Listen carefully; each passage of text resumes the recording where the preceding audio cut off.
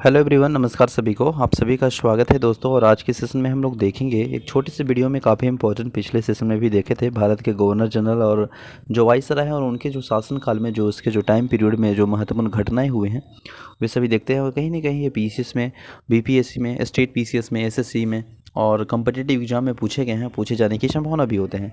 तो आज देखेंगे डलहौजी। और डलहौजी के बारे में अगर हम सबसे पहले बात करेंगे तो ये इंपॉर्टेंट है कि इसका जो टाइम पीरियड है वह 1848 से आपको देखने को मिलेगा 1856 ईस्वी तक। तो इनके बीच में जो भी इम्पोर्टेंट ऐतिहासिक महत्वपूर्ण घटनाएं हुए हैं वो देखेंगे। और लॉर्ड डलहौजी के समय के जो इम्पोर्टेंट है, पहला जो द्वितीय अंग्रेज जो सिख युद्ध हुआ था 1848 से 49 में, तथा पंजाब की कंपनी का साम्राज्य का जो विलय हुआ था 1849 में, या इसी के टाइम पीरियड में देखने को मिला। इसके बाद नेक्स्ट है निचले बर्मा और जो पेगु का अधिग्रहण 1852 ईस्वी में हुआ है, ठीक है। और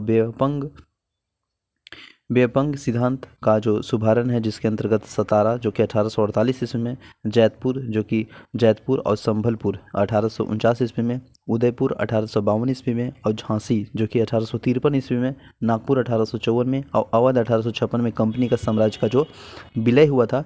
तो ये इंपॉर्टेंट पूछा जाता है पर्सनली एक करके कि जो सतारा है वो कब, तो 1848 ईस्वी में, ठीक है। किसके समय काल में, तो वह लॉर्ड डलहौजी के समय में।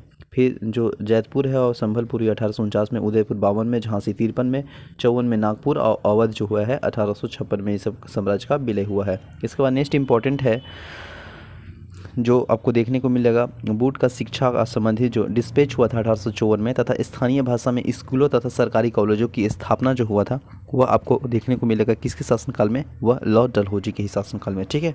फिर रेलवे माइनूट जो कि स्मरण पत्र जो कि 1853 में, और 1853 में जो बम्बई एंड थाने के मध्य में जो प्रथम रेल चली थी, है ना। और दूसरी जो कि 1854 में कलकत्ता से रानीगंज के मध्य चला था। तो काफ़ी इंपॉर्टेंट है, याद रखिएगा। 1854 में कलकत्ता से रानीगंज और पहला मुंबई से थाने के बीच चली थी। तो ये किसके शासनकाल में, प्रश्न कई एक बार पूछा है, ये आपको देखने को मिलेगा लॉर्ड डलहौजी के शासनकाल में, ठीक है।